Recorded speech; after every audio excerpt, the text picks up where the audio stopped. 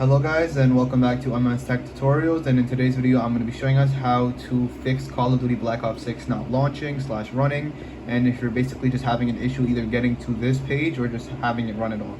So the first thing to do is you're gonna go over to the regular Call of Duty, like the original one. So you can just click on just cancel, go back, and just wait for it to load and stuff.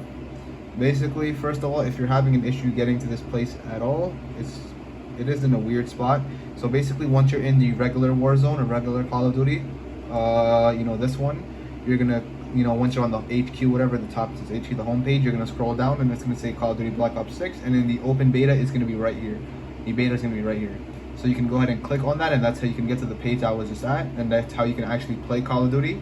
But if you are having troubles, what you can do is simply just close the application and then start it back up. And then I also recommend restarting your PlayStation or whatever console you're on, because the main reason that this is happening is that there's too many people playing right now, because the beta just dropped, it's very recent.